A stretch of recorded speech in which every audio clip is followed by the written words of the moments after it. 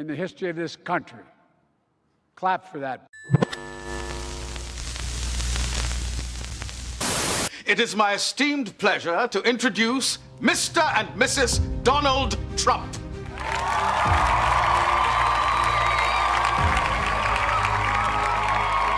Why aren't they paying us 25% of what they're making? It's a joke. This sounds like political presidential talk to me, and I know people have talked to you about whether or not you want to run. Would you ever? I just probably wouldn't do it, Oprah. I probably wouldn't, but I do get tired of seeing what's happening with this country. And if it got so bad, I would never want to rule it out totally, because I really am tired of seeing what's happening with this country. Ladies and gentlemen, I am officially running for President of the United States, and we are going to make our country great again. Please raise your right hand and repeat after me. I, Donald John Trump, do solemnly swear. I, Donald John Trump, do solemnly swear That I will faithfully execute that I will faithfully execute the office of President of the United States the office of President of the United States and will, to the best of my ability, and will, to the best of my ability, preserve, protect, and defend preserve, protect, and defend the Constitution of the United States. the Constitution of the United States. So help me God. So help me God. Congratulations, Mr. President.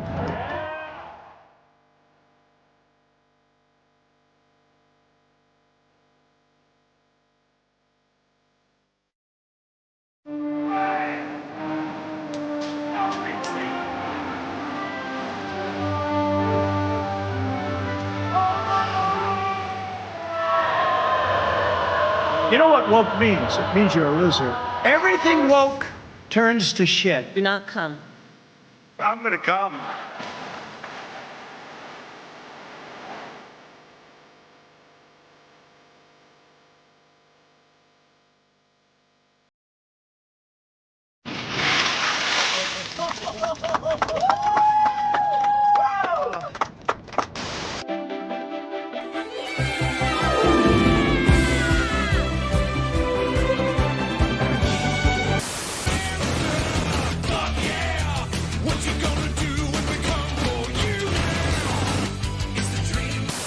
Excuse me, where's the lobby?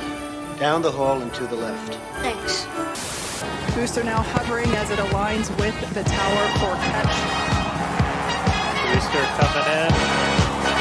As I fight through the battle with the party of death, I take a look at our right and realize they're barely left. Can we get serious now? Over the course of your life, you will find that things are not always fair. You will find that things happen to you that you do not deserve and that are not always warranted. But you have to put your head down and fight, fight, fight. Never, ever, ever give up. Don't give in, don't back down, and never stop doing what you know is right. Because this moment is your moment, it belongs to you. America has always been the land of dreams because America is a nation of true believers. And it's why we proudly proclaim that we are one nation under God. The story of America is the story of an adventure that began with deep faith, big dreams, and humble beginnings. And we are going to make our country great again.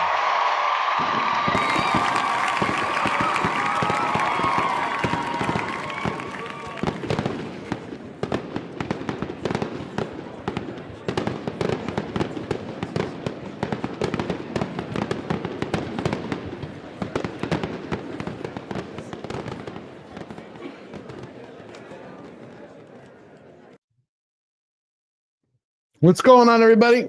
Welcome back to FAFO. I hope you're all doing great today. It is Tuesday, July 29th, 2025, in the year of our Lord, and it is great to be back.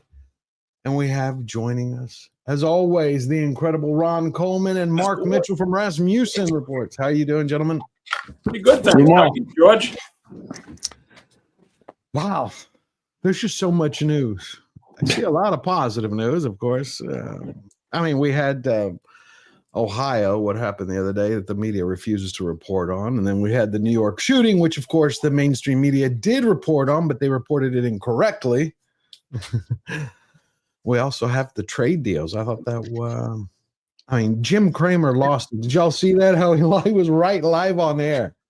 And he just flipped out because he couldn't believe it. Let me show you as soon as I can sign into this damn account. I just can't. Yeah, folks, George forgot how to work at the internet right before the show. It's like complete Men in Black. It is. It's one of those crazy things. Hold on. Let me see if I finally got it. Hold on. He was never that bright. I did. I did. God loves me. God loves me. No, Jim Cramer. So if people don't realize, it's also the very first time that the mainstream media actually turned around and were praising Trump. I couldn't believe it. I'm like, wait a minute, somebody shifted the timelines. But here it is. Cramer loses it. I loved it when you watched Trump with Europe's Eva von Braun, because she always has that look on her face. Like she's constipated and just can't take it. You know, half the European delegates, the European Union delegates were screaming like, oh my God, you just got taken by Trump. I'm like, yep, that's the way he does it. Here we go. Jim Cramer losing it, gentlemen. Go full screen. I got back in. Thank God. Okay.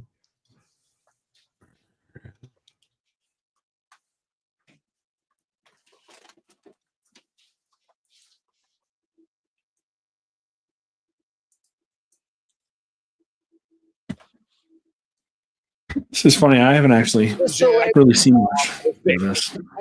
Cable with a ticker, as Doug Kernan would say. I take that back. That's right. Real people doing live TV. He lost it because they were showing the tariff rates, because he was starting to crap on the economy. And the next thing you know, boom. So it was a beautiful thing. But so this is my question. Let's just start it off.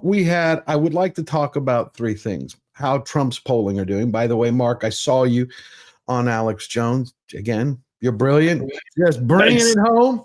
I've seen you on Benny Johnson, and I've had questions. I'm on Benny tomorrow. Oh, really? Tell him hello. Yeah. From me. I want to show him the woke monologues. I know he's going to love it. Red hot. Mark Mitchell's red hot. Absolutely. And he's with us. And I'm not a bearer of good news these last few weeks. Well, that's what makes you red hot. People love that honesty. You know, the leverage there. It's honesty. It's honesty. And I can see a lot of people attacking you. And that's one of the things, as I've shared with you many times in private, that I respect you. You sure it's not about he's not using sunscreen? No. But here's the thing. I've been on the beach like 4 hours every day. What'd you say? This is tan. This is tan. It's not doing me favors, but yeah, I'm really. Everyone looks better with August color when you're talking. Mike, you gotta get your vitamin D, man. Well, you just had some crazy floods, just like Texas had a little while ago, Ron. Yeah, right here on the eastern edge of New Jersey, we were more or less spared the flooding, but it has been rather extreme weather. Yeah. Yes. So the things that I want to talk about are in three categories. The good stuff that Trump is doing, Cincinnati that the media is completely ignoring, at least in my opinion, they're ignoring. They're not fully covering the beatdown that happened to the man and the woman.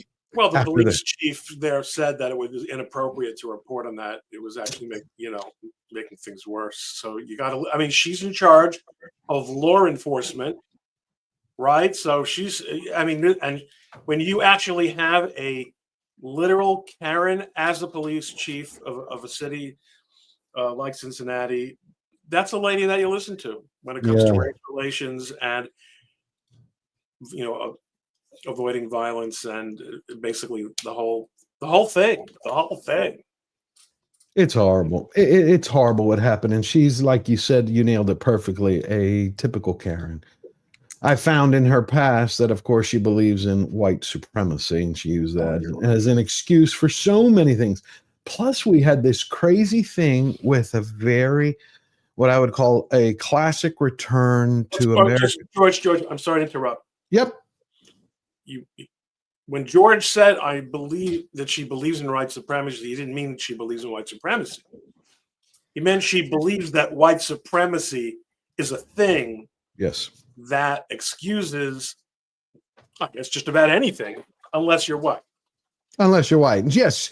I've looked through her history and a lot of her reports and what's been reported on her, and she will always find what she blames is systemic violence in her city on the threat of white supremacy. And I was like, unbelievable. Just like a typical social justice DEI warrior, nothing more. And it comes perfectly on the heels of the fact that you had Sydney Sweeney put out an ad for American Eagle, put out an ad for blue jeans.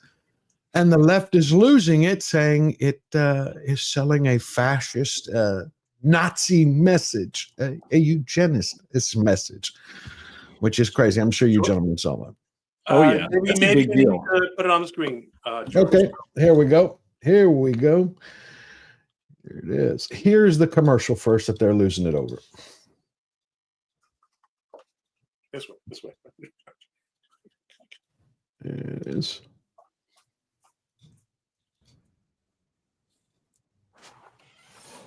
Oh, that's just like Hitler did. Oh, man. I love that the left is going to attack Sydney Sweeney now. That's the crazy thing.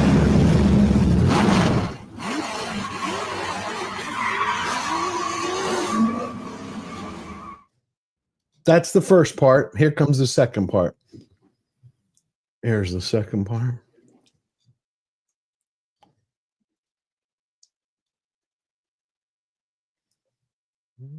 Come on. You just hear it is. Genes. My body's composition is determined by my genes. Hey, eyes up here. Sydney Sweeney has very genes. And since they And so there are more. And so here's the reaction now from the left. Okay, well, here's another one. Those genes. Well, this is somebody put it together. It's fun listening to how crazy they've been acting. Often determining traits like hair color, personality, and even eye color. My genes are blue. Sydney Sweeney has very genes. You guys are complaining about that Sydney Sweeney jeans ad, so I went and saw it. That's Nazi propaganda. Wow. I thought it was going to be like kind of bad. That's going to be in history books. Should we be surprised that a company whose name is literally American Eagle is making fascist propaganda like this? Probably not, but it's still really shocking. Like a blonde-haired, blue-eyed white woman is talking about her good genes. Wow, like, what a shameful thing. That is... I know. And it just gets worse from there. They go on and on, but it's lit them up. Women crying, women screaming, women roaring. And how many of them can hold a candle to the young woman? To Sydney Sweeney? Zero. Not one of them can fit in jeans, let alone. I actually think this is more of an argument of these are fugly women who are upset that we have an ad. Because somebody brought up the other day the old Brooke Shields Calvin Klein ad, which was very similar. It was back in the 80s. So you can see that media companies and marketing companies are starting to come back and go, hey, our businesses want to make money. So they're returning to objectifying women and sex, which sells like it did for 50 years. I think they've realized nostalgia sells is what it comes down to. I've been looking at the media and the movies and entertainment this summer. It's been entirely different. You obviously have been following it closer than me. Right. But I watched Happy Gilmore 2 last night, and man, they leaned into the member berries hard. Really? And it was kind of safe, but it's like, yeah, remember the 90s? The same thing here. It's, oh, yeah, remember what things were like in the 80s and 90s. And I think that it's kind of like their safe little toe in the water way to explore kind of a reversal from all the woke garbage. And I applaud it. I think it's headed in the right direction. 100% agree. The problem that I have with it, and this was one of the discussions that I wanted to have tonight before we jump into President Trump, is the level of anti-Semitism has gone off. The pure hatred has gone off the charts. It just had. It's everywhere. It's left the universities. It's infected. The media has infected everybody. I saw a podcast that I shared with Ron, and Ron had commented on one. This, I want you to hear it. I was stunned at the absolute ignorance, and then the glee that people were discussing Hitler. What do you guys think about Hitler? What if the Jewish did something to the Germans that made them act a certain way, but nobody wants to talk about it? Like the Jews don't want to take accountability. They don't. Like they did something to get killed. Yeah, I mean, come on. They go on and say that Hitler was trying to save the world, Mark.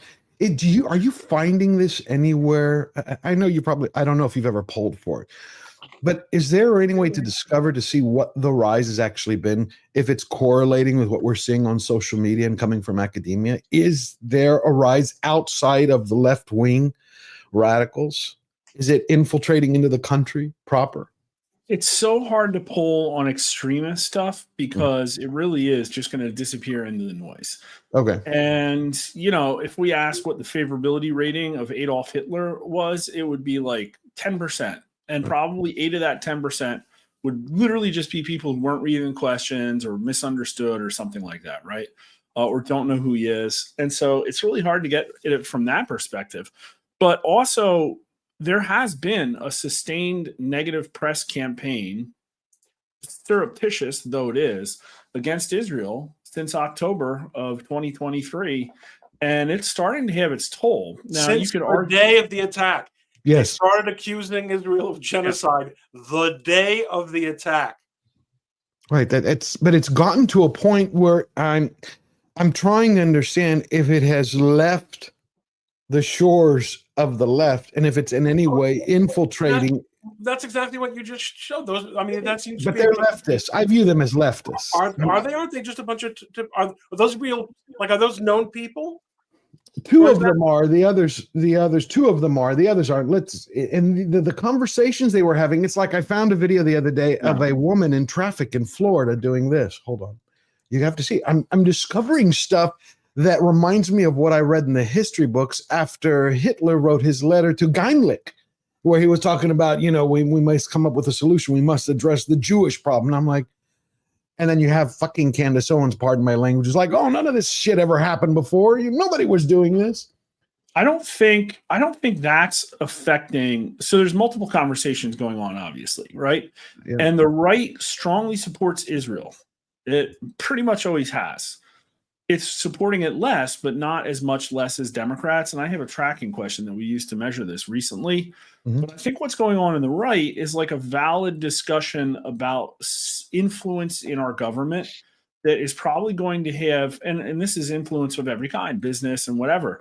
I don't think that's affecting the numbers such that it's not the same thing as literally people on the media are telling people that there's like genocide and famine being specifically like that is causing poll numbers to change. In I think it was November of 23 or maybe a little later, we asked the question, looking at history, do you sympathize more with the Israelis or the Palestinians? And people said Israelis 49-20. So that's a 29-point lead. But then we just asked it 2 months ago, and it's only 44-30. So it's lost half the lead. Israel's only winning by 14 points. And now the Democrats are split 35-36. So Republicans, still a strong majority, support Israel, as do independents. But it's the Democrats who are really swinging big on this, and it's because of their media consumption. And it's probably going to continue. And that's going to put that's going to create some really strange politics over the next year or two. I'm not really sure where it's going to go. Do you know who we're not talking about while the Israel conversation has been occupying the media's obsession and a bunch of grifters. I call it genocide 2.0, that you're watching live, where you have all these grifters who have discovered another 15 minutes of fame, and they're trying to extend it by going, hey, I found this hot button issue that people are listening to me to.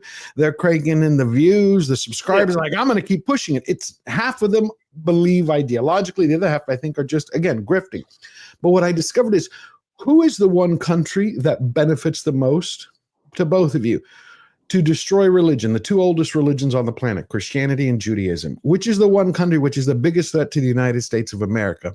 And which is the one that used to have hidden police cells, police stations in the United States? It wasn't Israel, it was China. And they were busted by the FBI when they shut down 4 of them, Boston, Philadelphia, and New York. The Chinese government had police stations in the United States of America to monitor who they considered to be dissidents, Asian dissidents, people who were threatened. Israel doesn't have that. But I've noticed in the past 90 days, there's almost no discussion of China, which I view as our biggest threat, not Israel. Americans rightly understand that China is our enemy. 50% of them say enemy, only roughly 15% say ally. And that number has been going up and up. And that's despite the fact that they're our biggest trading partner. But the problem is that we ask a question, which is America's biggest enemy? And we used to just list the countries, and China would win, followed by Russia, followed by Iran, North Korea, blah, blah, blah. And then we started adding the Republican and Democrat Party in. The number one enemy is the Democrat Party now, followed by the Republican Party, followed by China, then Russia. So the problem is that Americans are really turned inward and focused on really this idea that the opposing political party is basically violent extremists. And, China's probably skating on that, right? Okay. I find it odd that I believe, and correct me if I'm wrong, either of you. Do you think Israel and AIPAC have more influence than the Chinese lobby in the United States of America? I don't. When I was looking up how much they impact, but again, I think the difference is that AIPAC is a lobby. AIPAC funds some candidates. Some of the candidates, like Randy Fine, go on to create embarrassing situations for the Republican Party. And it's just a fact. Like, that's just all it is.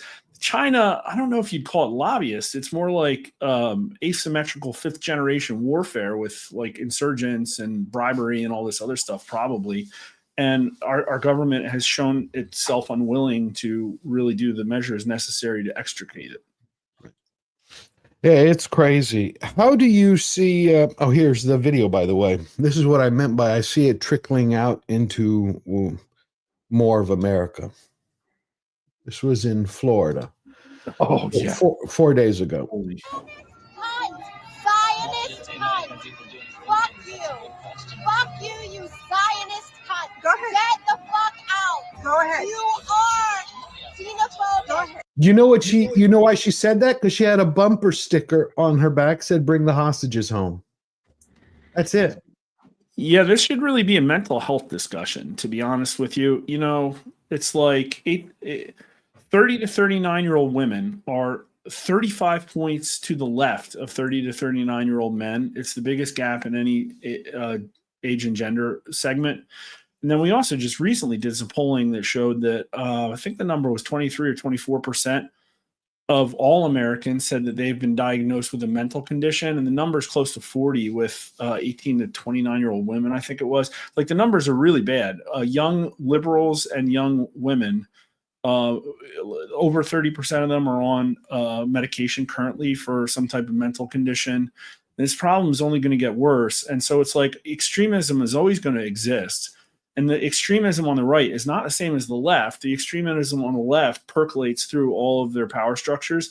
The extremism on the right is usually pretty compartmentalized. Like, people like Candace who are saying things, she's getting yelled at for it. You know what I mean? She's like being put roughly in a corner. She's also not on the right anymore. She is so there's no category for her. I mean, she's absolutely batshit crazy at this point. It's not even like, oh, she's coloring outside of the lines. She's lost it completely.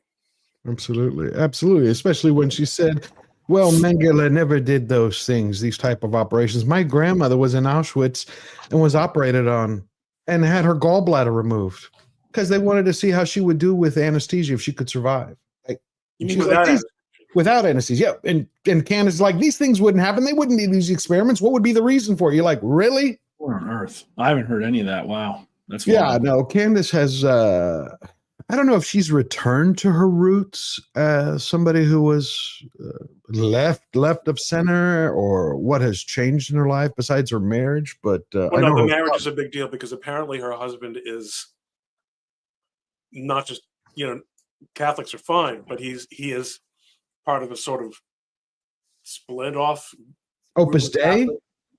Not beyond Opus Dei, I think. Oh, is this Farmer? Is that the guy? What's his name? I don't have this on my fingertips. So is this affecting President Trump's polling at all? His support for Israel? Okay. I'll be very, very specific about the polling issues that caused me to lose thousands of followers just because I'm trying to help. All I'm trying to do is keep the most popular voter agenda from derailing itself. And I think it's derailing itself. Trump did not have a super big honeymoon. He came in not even higher than plus 10. It kind of settled into like a plus 3 to 5 range. Sort of went down in April when the stock market imploded, but it recovered. He was at net plus 8, literally the day that Israel attacked Iran. Okay. Not drawing, I'm not making correlations here. Going into July 4th, I said, well, surely it will improve because getting rid of the Iranian nuclear power program is very popular, the nuclear enrichment program, and because he was getting the one big beautiful bill signed into law. That did not happen. Instead, what happened is his numbers plunged from plus 8 to negative 4, a 12-point drop in a 3-week period, and 1 point away from his second term lows. He got down to negative 5.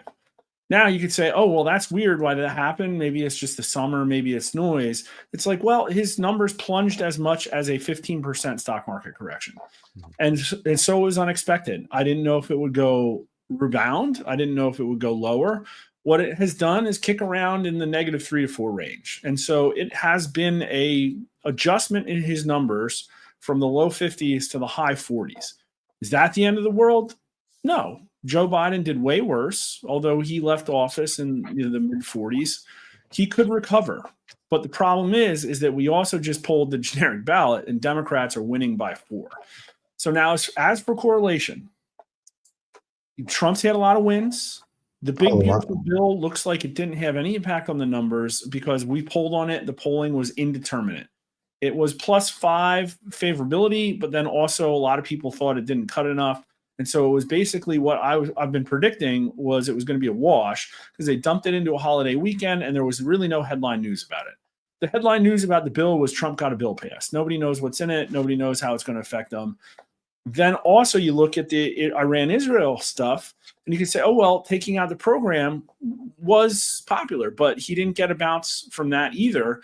And I can only surmise is just that the chaos of it, the fact that even though he nimbly navigated and did the right thing, is that a lot of people were super worried that we'd have boots on the ground or blah, whatever. There's going to be regime change. And then there's Epstein. Now I can tell you, I'm going to lose you another 100 followers. I'm going to lose myself another 100. Epstein is not going away. And it's all 100% because of how Trump handled it. And he could fix it today if he, what's that? You're saying messaging. The messaging is broken. All the messaging.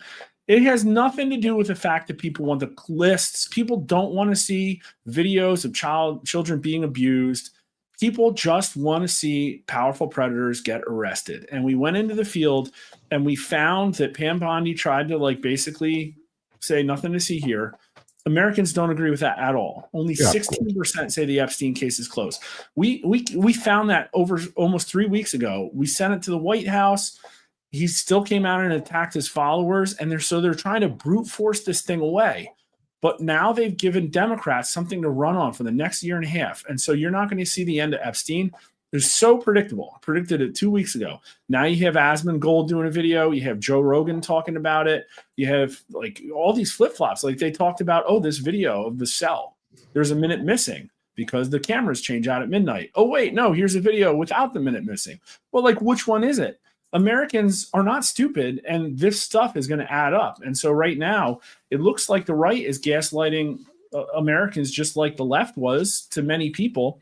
And the Republican approval rating of Trump is 58%. It's the lowest it's been in his term.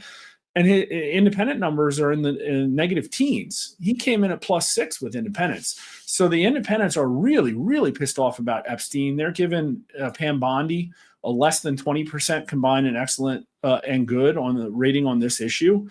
And, it's just not going to go away. It's going to be in every ad. Adam Schiff's going to lead the Epstein Commission when the Democrats take the House. They're going to try and impeach Trump over Epstein. It's what we're going to hear for the next 3 years. I tell you, this is why, again, I love always your reporting. You're honest. You give your facts. You don't take sides because facts have no agenda. You go, I may support the president, but here are the numbers. This is my problem with it. I have wanted the information on Epstein, but it's like I've always viewed in life. Most people, it's like if I did 9 good things for you out of 10, are you going to remember the 9 good things? I mean, if Trump turns around, takes people from famine to feast, gives you a job, gives you your life back, puts the fire out in your home, brokers trade deals, Philippines, UK, EU, Japan, China, he turns everything around. The Epstein thing is still going to drag him down. Is no one looking at the positive? I understand the messaging was screwed from day one. I believe Pam Bondi and whoever told Pam Bondi to put out that 2-page memo should be fired. They should be fired because that derailed him. The way President Trump handled it was wrong. But at the same time, he does have one point. Look at Bill Maher the other day, right? The tariffs. Bill Maher. George, I'm going to interrupt you. You know why? Yes. Okay. Because in no way is Mark saying he's right or wrong. No, I agree with you. I agree. I'm asking about the people. Why are it's like people have micro-focused on Epstein and are missing everything else? No, I don't think that's the case. Okay. I think that Trump was able to control the narrative in January, February, and March, and he's lost that capability. And what he's given is basically, I hesitate to use the word lie, but there were some lies in there. So there was some misdirection, some misframing, some attacks. It was ugly. So he handed the Democrats an ugly little gift, and they're going to run with it. And now he's lost his ability to control those narratives. They're not going to run with it. It's the last thing they want to, Mark, the last thing the Democrats want to bring up in the 2026 elections, 15 months from now, is Epstein. That's not a winner for them. Epstein is a Democrat phenomenon. But they're never going to release anything, Ron. You know that as well as I do. They're going to have a show trial. They're going to, they will very cynically just use this as a political tool until Trump gives them a different political tool or until Trump makes this issue go away. How do you make this issue go away? In my opinion, like do a new investigation, actually interview these people, actually use the FBI for what we pay $11 billion a year or whatever. But he could have easily said that. And all the conversation needs to be is, I realize this is a big issue for people, bigger than I thought it was, because this is about accountability, not about Republican versus Democrat. And that would have probably been enough to make people completely forget about it. And maybe they would be talking about his trade deals more. And again, many people are. What I'm talking about very specifically is the people that Trump attracted into his big tent. And again, Trump's numbers will recover. They absolutely are. But he attracted these people into a big tent. Something between 30 and 40% of his voters, in my polling, are independents and Democrats. Those people voted Republican because Republicans outperformed Trump on the national popular vote. Those people are probably not going to vote Republican again. And if they do, they might not even show up to do that vote. And so, like, that's the problem. And it's like, at the end of the day, if there's a distaste that people aren't getting what they wanted, or at least a certain specific marginal group of people, then that's going to prevent Republicans from winning elections. And right now, with the Democrats +4 on the generic ballot, it already looks like they're going to lose the House probably. A whole bunch of caveats about you think that'll hold? I understand that. You think that'll hold, even though we're starting to see the economic numbers, especially from the tariffs. We're just closing in the trade deficit. 2 months in a row. Look at the numbers. Republicans led in every generic ballot poll we did in 21 and 22. Right. And plus, well, how is deportation going? Is he still polling high on that? So, yes, we haven't done it in the last month or two. I think what you would find is that the numbers are moderating just because when people want something really bad and you give it to them, they just kind of want it less. And so I think what you'll find is that now, like we've seen it in some of our state polling we're doing right now, is that the economy is now replacing the border. They used to be neck and neck. Now the economy is more important and border is less important because they think Trump fixed it. So those numbers, like Trump's definitely going to get rated worse on immigration now. That's just what he's going to do. And a lot of it's people who don't think he's deporting enough. Other people think he's doing fine. And so they just answer differently. And then at some point, what happens is like 2 or 3 years in the future, there will be some optic and everybody's like, oh my God, we went too far. Like that's probably what will happen. Now he needs to keep deporting for sure. Yeah, he needs to increase the numbers. He hasn't caught up to Obama yet. Yeah. Yeah, he hasn't. I mean, it's like the Democrats hate to admit that, but Obama was the deporter in chief. They despise saying that. Do you think that see, I don't know whether to use the word obsession because part of it is reporting. But when you just mentioned Asmongold, Joe Rogan, and now Piers Morgan, it's like once a week minimally, they bring the Epstein list up. Yeah. But they're not balancing it with the rest of the news. It's just Epstein, Epstein, Epstein. Are they? I mean, when did Rogan bring it up most recently? This week? Well, he had Cash on, but he just reacted like a day or two ago and pointed out some holes in Cash's argument. And so again, that's the problem, is that when you have something, and again, this is not necessarily specifically about Epstein. This is Epstein as a canary in the coal mine about the veracity of the Trump administration and its promises to hold powerful people and institutions accountable. And so when people see like, oh, wait, what did he say? Wait, what's going on with this? Then all of a sudden they're going to start scratching their heads about, well, is the DOJ going to get fixed? Is the FBI going to stop being a Gestapo? Or is Pfizer are they going to get tried for anything? I think those are valid questions when this kind of thing happens, and especially for independents who were voting, I think, because of accountability and rule of law. Why would you assume that between now and Election Day of 2026, nothing's going to happen? I didn't say that. I'm just saying people are responding to a very strong right now. Trump has to come through. He has to break this impression that he's not. In other words, we've already taken in for as they say in investing, right? The market has already factored that news into the price. So the market has already factored in his success on immigration into the price. We now take it for granted. It's like when the plumber comes. This is reality. You don't spend the next month rejoicing that you thank God the broken pipe is fixed, and now you're done. You go back to having a regular life. Perfect example is that Trump came in term one and had some really positive economic policies. Black unemployment was dropping, wages were going up. People were super happy in February 2020. And you know what happened? He lost the election because of COVID. That's really ultimately what happened. And so, that's what happens, is that he can give people, but it just matters what they care about when they go to the ballot box. And obviously that stuff can change.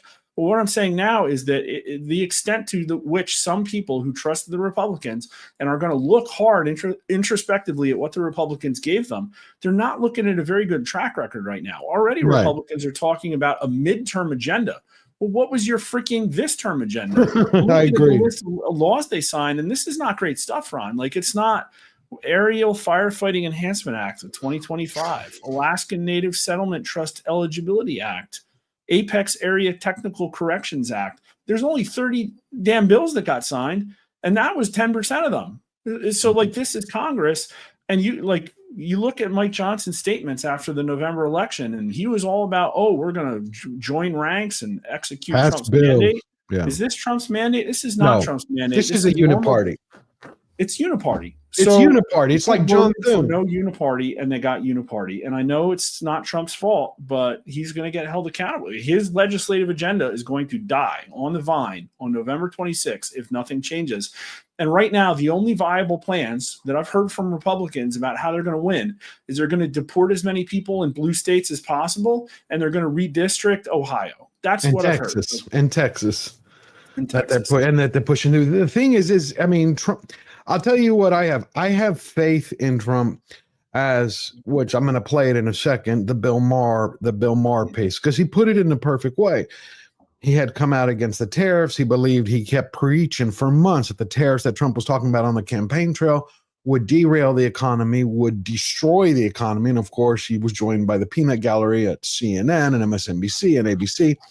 And now he turns around. He's like, I was wrong. The man, I have to give him credit. He admitted he was wrong. And I believe that many people get caught up in the chaos, the speed that Trump moves, and they don't give him time. Like, I want everything fixed tomorrow. Cool, I get it. Yesterday. But I have faith that by this time, when it comes to the midterms, I think the Epstein thing will be addressed. I believe we'll be coming into a golden era economically in 2026. But I'm fascinated by the fact that closing. I see people in the chat saying, "Oh, Mark's naive." We're talking about 15 months till the election or whatever. But right now, primaries are happening. Right now, Democrats are meeting with donors. Right now, ActBlue is pumping $400 million a quarter into PACs that are going to go for all of these moderate-sounding candidates in every single district. Right now, they're working on their new electioneering strategies. It's all happening now, and it's like Republicans aren't doing these things. No. Very little. Look, we have 200,000. Mark put a post up earlier that he thought was a neat idea from somebody. It was like, you need to get Trump to be able to fill the 200,000 vacancies. You were talking about precinct captains in the Republican Party, to put his own people, to put MAGA, not unipartists. Because John Thune, what did President Trump ask the majority leader of the Senate? What did he say? Take August and don't go on break. Let's get my nominees through. He's like, well, we're going to give it a few days and then go on break again. Yeah. They need to pass Trump's no income tax bill. They need to go through one by one bill at a time, simple, straightforward, get their messaging straight. And that was my plan. I said it on Alex Jones. One new popular one-page bill a week. Yep. One new investigation or special counsel or something a week. So what happens? What happens when these bills get rejected? Don't even get out of the committee in the Senate. Well, I mean, that's the problem.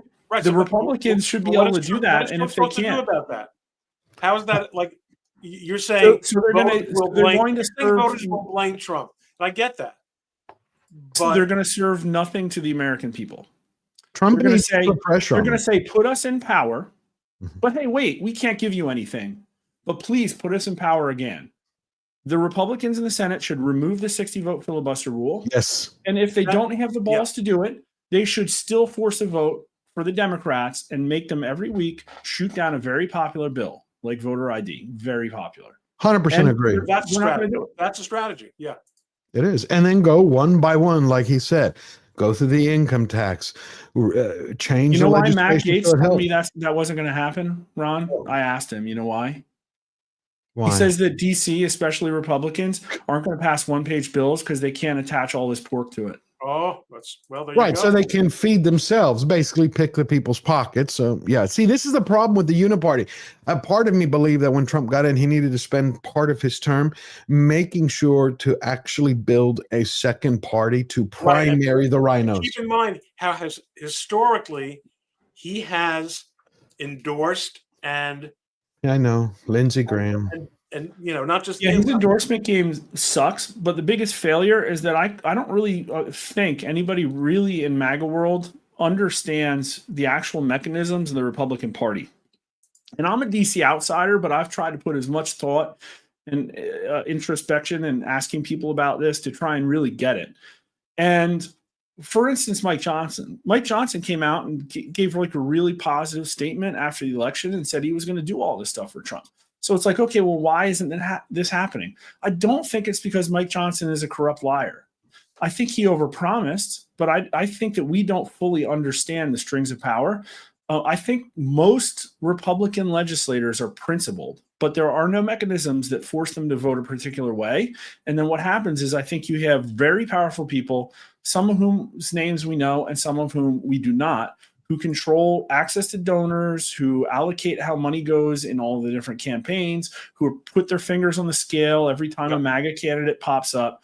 You can't fix this with primaries because they're literally just going to shut MAGA primaries out. They do it all the time. I talk to these people. Right, So but they can do it with Trump. I'm sorry to interject. I agree with everything that you're saying there, but I believe Trump, and right now as president, could use the leverage of his office, because what we have is the Republican Party, just like the Democratic Party, is a private corporation. And that's one of the ways they get away with a lot of this. President Trump did basically a hostile takeover. He's like, this is America first.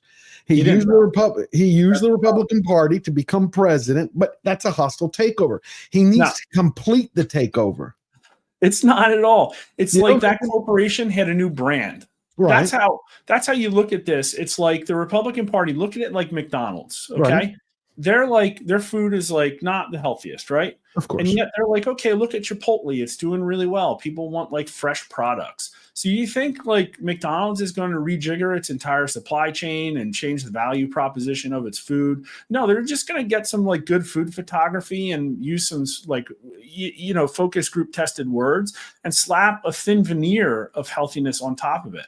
That's what the Republicans did to Trump. And the second that people don't want MAGA anymore, they're going to throw it in a ditch and put some new product up. Trump did not do a hostile takeover. At the very best, he got Whatley in there for a year. Whatley's already leaving. And my understanding is they're putting someone else worse. But the RNC isn't where a lot of this happens. A lot of this happens is who are the people that go to Ken Griffin's office? And then after they get out of Ken Griffin's office, where do they go? And how did 3,000 pages materialize out of thin air? It wasn't Arrington. He did not write that thing. It wasn't Mike Johnson. Where did it come from? Well, because you have the Chamber of Commerce plus K Street work hand in hand. You have their masters. I mean, the Democrats use money in order to push their ideology. Republicans, at least the Republican Party that I've seen, the GOP and the Rhinos, they use ideology in order to raise money. It's right. The Democrat Party, in my opinion, is functions like a massive criminal cartel. Yes. The Republican Party functions like a massive donor harvesting kickback scheme. That's literally what the two. Yeah, I agree. It's not controlled opposition. It's got its own incentives. It functions. It's just not what you think it is. That's what the Republican Party. That's why I don't think many of them are principled. I thought if Trump could put in more MAGA representatives and senators, that would. You don't think that would work?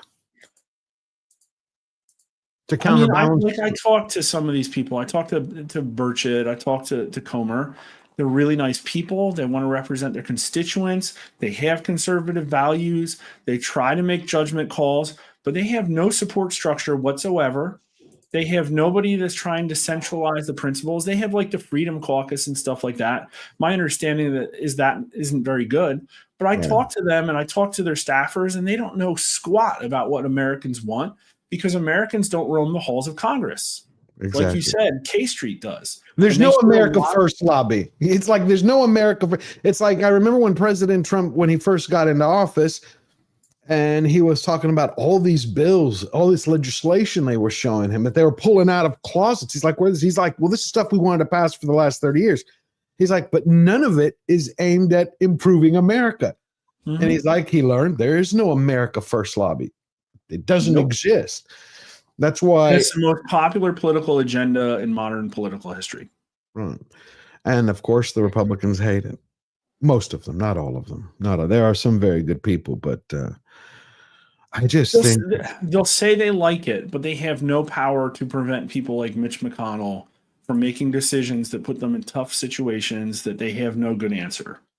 And it's like, then you wind up with situations like Thomas Massie, who I think is taking strong principled stances, and people are abusing him for it because he's been put in a really tough situation, probably by his party. And, I know he has a history. I know there's more to it than that, but I mean, have you seen Marco Rubio change? I will tell you, I have never seen such a transformation from the Secretary of State, from where he came from. To me, he represented the classic rhino years ago and during President Trump's first term, especially during the campaign. You saw how the president went after him over and over and over. And now it's like a right hand. And listening to the man speak, at first I thought, is he trying to do this like Potomac two-step in order to set for a run, in 2028? But no, the man believed. It's like he's had a transformation. And I thought President Trump could have that same impact on more of them. I just haven't seen it. They can't even get him confirmed.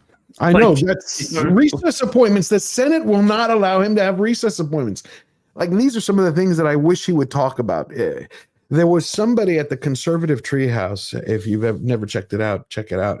They do some great research where they said that President Trump one day would start the process of the big ugly, which was the complete unmasking, not only of the Democratic Party, but of the Uniparty and the Republican Party as a whole, the rhinos.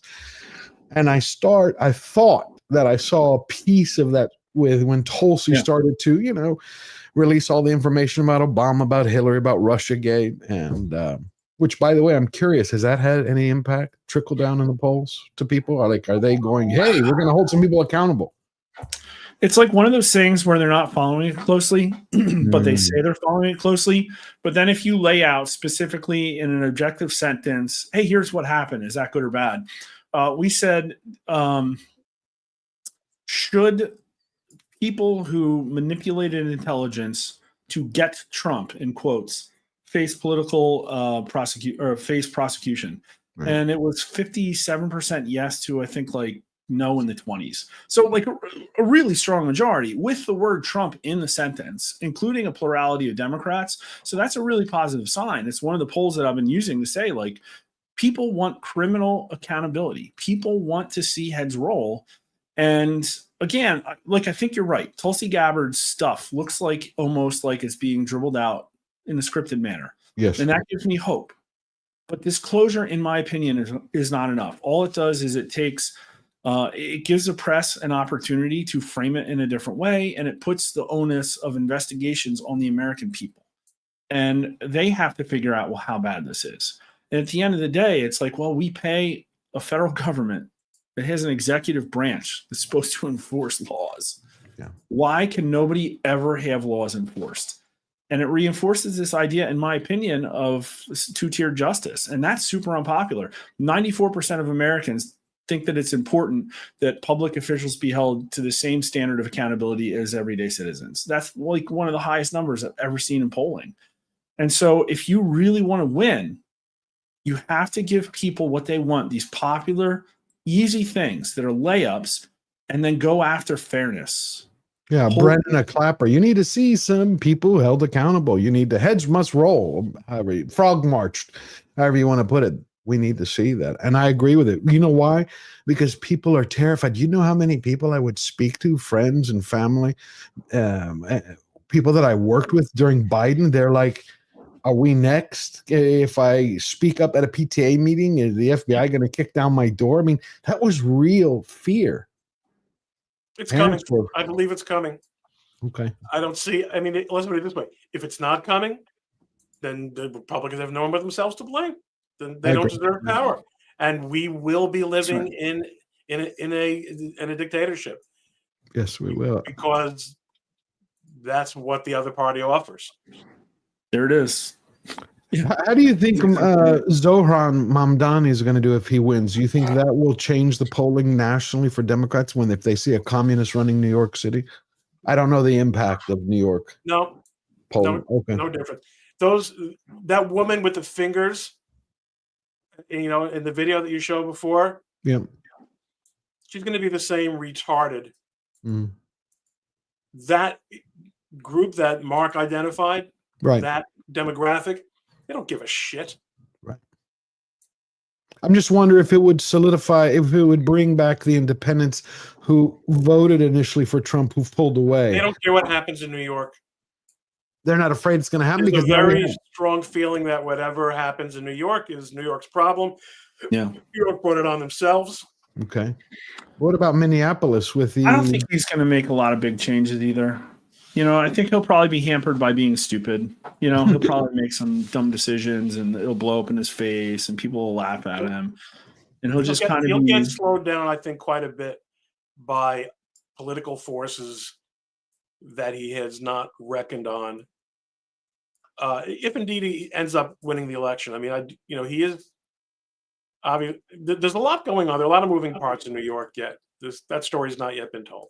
Well, I know that there was a discussion that I read about between the Democratic Party was asking Cuomo and Adams basically to decide, like it's one or the other. You both can't run, in order to stop. It better be Adams.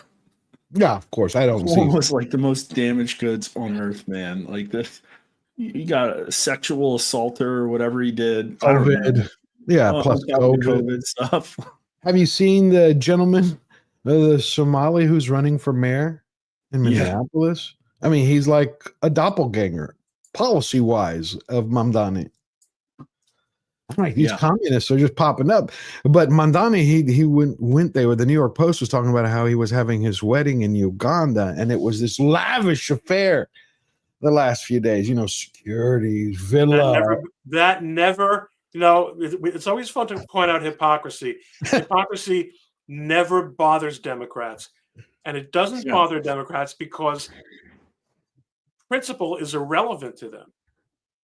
Hypocrisy is only a charge that is relevant to people who are voting on principle. But when you're voting on emotion and reaction and just plain loyalty, hypocrisy is just not a problem. Why else would feminists be gay activists be aligning with Islamists? Because it's got nothing to do with principles. It's about obtaining power. Right. It's the Red-Green Alliance. It's absolutely. Yeah. You saw. What is your worst fear, Mark, that the polling is showing you? If nothing changes, we lose. The Republicans lose. I don't say we because I shouldn't have said we. If nothing changes. Everyone knows, George. I am a Trumpist, okay? I was a Republican. I had voted for Bush. My biggest regret in my life, it is. I have said that repeatedly on many streams. I woke up in his second term, and the rest of my eyes opened completely during Obama's first term when I started realizing that many of Obama's policies were mirroring President Bush's policies. They just had different names. I'm like, wait a minute, that's the Uniparty. I'm like, they're supposed to be two different groups anyway. But so what is it that you fear? Because you were saying earlier, right when we first started, you had some bad news. Is it just? Well, it's just, okay, we're past the point where it's like, oh, maybe it's noise. Trump's numbers dropped and they're low now. That low? No. Democrats are leading in the generic ballot. We expect them to, okay? But again, if that's not changed, they're going to pick up the House. Right. There goes the rest of Trump's second term. There's going to be impeachments. There's going to be show trials. There's going to be all this stuff, right? And I also predicted that coming into the fall, there was going to be another Russian collusion hoax. Something. They're going to pull something out that they need to distract from how bad their national leaders are. Their national leaders are just an absolute joke.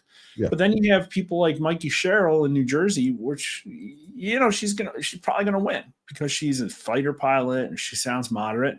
And Act Blue is going to go dump all this money into campaigns just like that. And it's like, okay, I can see the future. That's probably what's going to happen. But there's so many ifs. Yeah, Trump could turn the economy around. Yeah, there could be World War III. Yeah, he could stop war with Russia. Like, there's so many of these things. And they could move the poll numbers. But what history tells us is that in this summer, usually in a president's first year, there's a period of disillusionment. And that can convert to a complete loss in political capital like it did to Biden. And so it'd be kind of bad if it turns out that Trump did it to himself. Of course. And what we have yet to see is in the next 3 weeks, whether when everybody gets back after Labor Day or whatever, they get ready for school, they start paying attention to the political news way more than they are now. And there's just no predicting what they're going to glom onto and what they're going to be asking questions about. Could be massive wins in trade. Could be still the Epstein stuff. It could be some horrible bill that the Republicans pull out of K Street. They're going to try and shove down America's throat. It could be, more debt discussion. I don't know what it's going to be, but it's like in the background, underpinning all this is the Democrat machine is just operating unencumbered right now. It's just doing its thing. And people say, the Republicans are outraising Democrats. They're going to dump so much money into this. Who knows where it's coming from? And these things have to stop. I don't know if they're going to electioneer more. And so you have all these questions. Are they going to take a look at the 2020 census? Is there going to be redistricting? And so this, again, I hate to keep saying that elections are existential here, but Ron, you said it. This is not the right Democrat Party to get back into control in any way, shape, or form. They're Marxist accelerationists bent on destroying the fabric of our freaking society. And so for Republicans to cede power to them because they're unwilling to break a sweat, they're unwilling. Literally, Democrats weaponized everything for power, and Republicans won't even change procedural rules in the House. That to me is the definition of uniparty. It's a kabuki theater. I mean, we literally have an existential threat. Everything that McCarthy warned us about, it has come true in one part of McCarthy. Wait, which McCarthy? McCarthy from the 50s, from the 50s, when he started, Joseph McCarthy. Joseph. I mean, many of the things that he said have come I don't true. know if you meant Andrew McCarthy or Andrew McCarthy. Good point. I should have said Joseph McCarthy, but we are looking at a Democratic Party, as you said, which is a great deal of its base, both its structure at the top and at the bottom, is now diametrically opposed to the United States of America, to the Republic. Let me just ask a naive question. Isn't that bad for them politically? Money. I would think so. I don't think money think of all the money they have wasted in so many big states. Don't tell me about New Jersey. All I have to do is roll out of bed to win in New Jersey, but they have outspent Republicans in so many places and lost because their policies, there are places where there still is some sanity and their policies absolutely suck. And it makes sense for Donald Trump at this point. You say, the summer, it translates into if you don't spend some of your political capital on making decisions that are politically unpopular, because they're the right thing to do. Now, your point, Mark, is that they're not even doing that. He's not doing that. Let's put Epstein aside. Epstein, everyone, I have no trouble second guessing the optics on Epstein. But it is such a sui generis. I don't see really how that plays out for Democrats in November of 26. I don't agree with you on that. But then again, I'm not a pollster. I would say that Trump owes it. Being a leader means taking hits in the polls, especially when you're relatively far away from the midterms, in order to do things that are unpopular and to lead. And Democrats won't ever do that.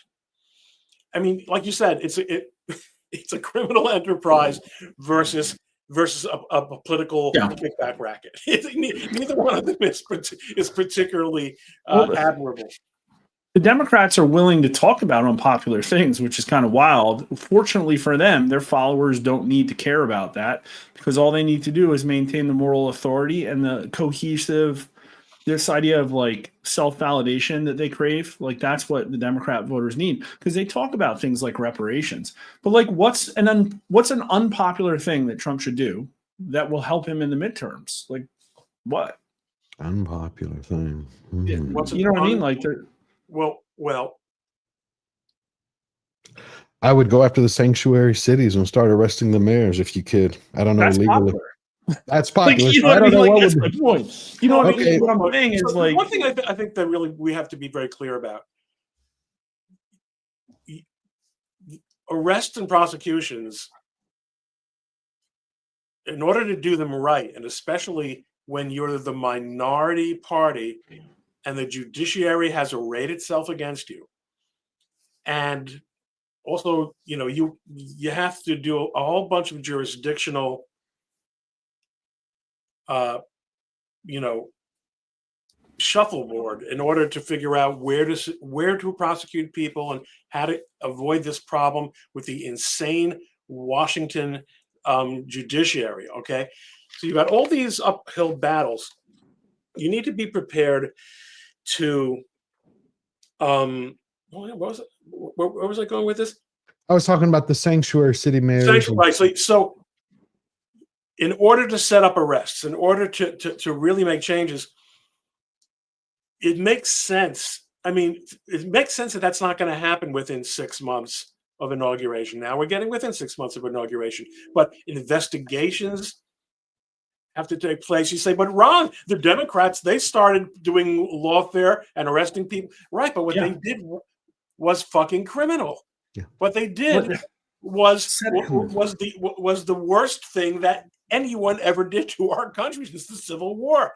That we can't just and this MAGA idea. I'm MAGA, right? But this idea, no, they did it. We should do it also. There are a lot of different for them to violate. I'm not saying you're saying that. Yeah. Keep in mind also there are a lot of different ways of interpreting. We got to do it also. We don't have, your point about Republicans in Congress.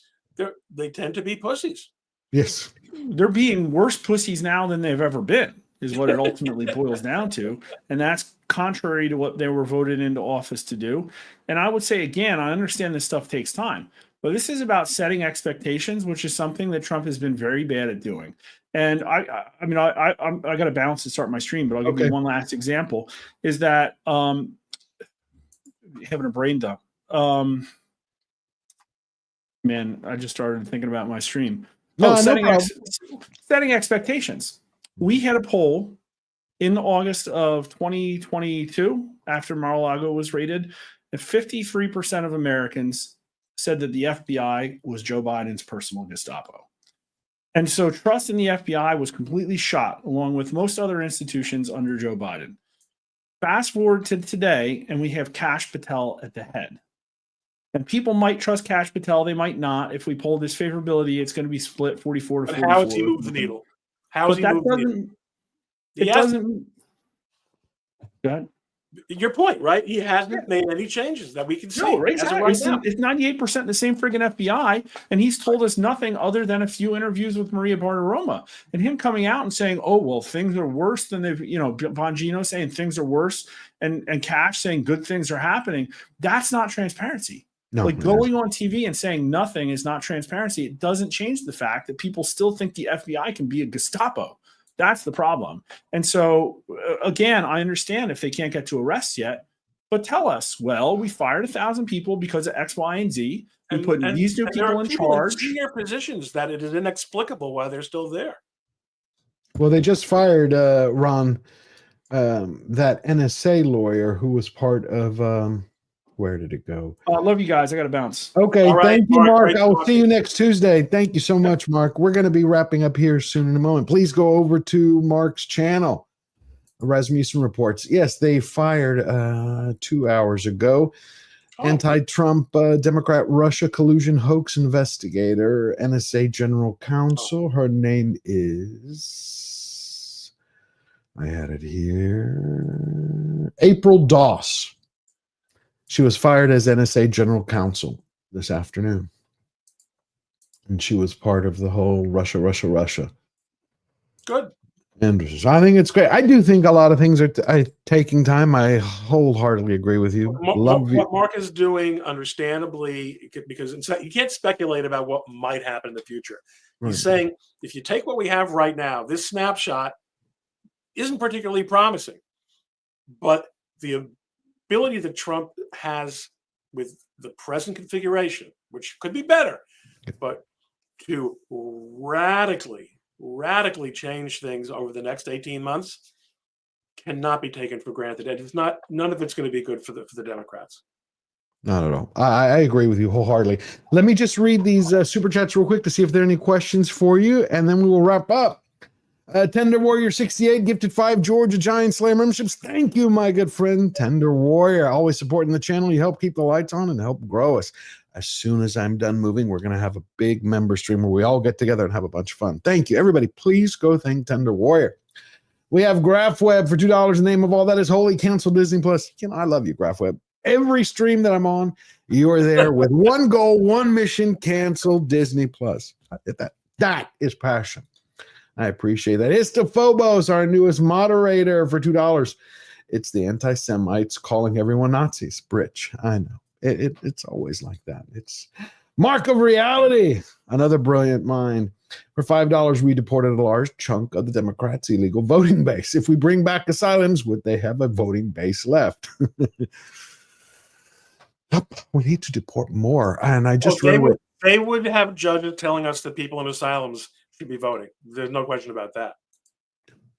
Did you hear about that the other day, Ron, where immigration judges were fired and they were planning to sue the administration? Yeah. Unbelievable. I thought they could fire them. I thought that was they could do that. And one of the judges complained. She goes, "It was only 3 sentences. The email was 3 sentences." I'm like, what did you expect? A novella? She's like, I had 1,000 cases I did in 1 year, and I just get 3 sentences. It felt like an ego. Yeah. Oh well. Mark of Reality for $5. Again, the Epstein case cannot net any more arrests. Jay turned himself in return for immunity for all other participants in the scheme. I don't know about that because Ghislaine Maxwell is now, I think she's asked for immunity so she could testify before Congress. I don't know if they're going to give it to her. What do you think, Ron? You think they would? I think there's so much less there that everyone thinks. I don't. It's such a poison. It's such a loaded topic. I'd rather not speculate, but I do think. I think Trump brought it on himself by letting it become what it is, a topic in the election, and now he has to sleep in the bed, lie in the bed that he's made for himself. I agree with that. Yeah, I think the worst thing he did was that flippant remark, and I can understand he was upset because he's like, "Look at everything I've done, and you're driving me crazy." But he's like, anybody who brings this up in my base, attacking them. That was not Trump. I think that was just a human being who was pissed. Fair enough. Yeah, but I agree with you. Thank you, Mark, for that. And then we have Eric Heffelfinger for $5. If Dems run with Epstein, they may get burned by it too. Yeah, 20 years of controversy across both parties. It's a huge risk, but they will go with it. Yep. That's what Ron was saying earlier. I think I don't think they'll even go with it. I think it's going to. It wasn't. I'm really kind of surprised at some of the things Mark says. I don't think the public memory is what he thinks he is. What he thinks it is. I don't think we're going to hear hardly anything about Epstein. First of all, in the midterms. Midterms, what's the elect? How do you, as a congressional candidate? You'd say he lied. That would be the only thing. His whole promises made, promises kept. Yeah. That's all you could say. I don't think people in flyover country care about that. Yeah, I agree.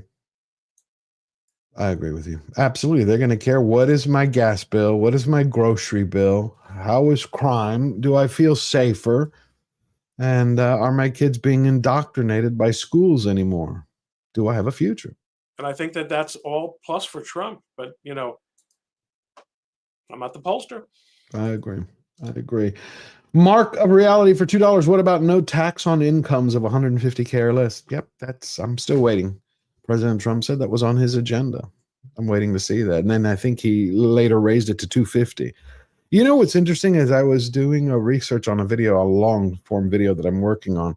And I found that besides the Civil War, from the founding of our republic till 1913, we were a tariff-based system. There was no income tax, and it worked. The federal government was funded by tariffs, land sales, and excise taxes. But there was no federal government.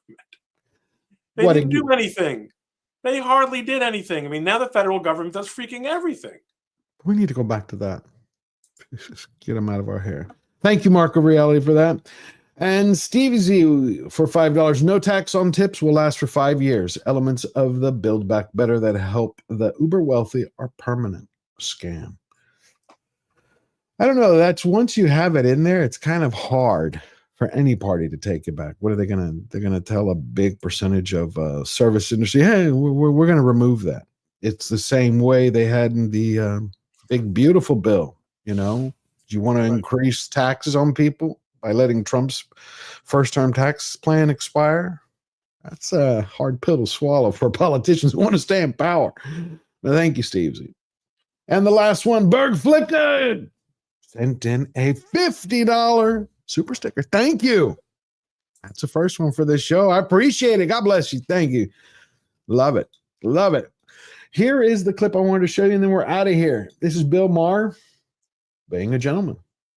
One of the main reasons why the far left started to really hate me is because I call out Islam as what it is, extremely illiberal. That's what's so ironic about liberals being so supportive of Hamas is because you're wrong one. Wrong one.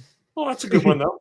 It is, but it wasn't the one about tariffs. I had that for next week. Who cares about tariffs? I remember along with probably most people, was saying at the beginning, oh, you know, by the 4th of July, somebody had a thing how the country was, the economy was going to be tanked by then. And I was kind of like, well, that seems right to me, but that didn't happen. Now, it could happen tomorrow. I'm just saying that's reality. So let's work first from the reality of that, not from I just hate Donald Trump. Because that's boring and doesn't get us anywhere and leads you to dishonesty. Because the truth is, I don't know what his strategy is. But look, the stock market is at record highs. I know not everybody lives by the stock market, but I also drive around. I don't see a country in a depression at all. I see people out there just living their lives. And I would have thought, and I got to own it, that these tariffs were going to fucking sink this economy by this time, and they didn't. So, you know, how do we deal with that fact? Because that's the fact. Yeah, I like that. He admitted it. That's good for me. You're right. Thank you, Ron. I have missed doing this for the last 2 weeks. Missed it. Always love hanging out and talking Me with too, you. George. Thanks for having me on and sharing the Tuesday nights with me. Absolutely. I will see you next Tuesday. Do you have anything coming on this week that you want to share with everybody? No. It's, summertime and living is easy. Okay. Well, great to see you. Thank you, everybody, for joining us again for another episode of FAFO. Please thank our moderator, Istaphobos. I think Lord Thoth is also here. Davina Duckworth, great to see you. Parrot Head, Jesse Reinman. All of you, I love you. Remember, we're fighters with one unbreakable rule. We never bow down. We never bend the knee. Everybody, have a blessed week. Love you. Bye-bye.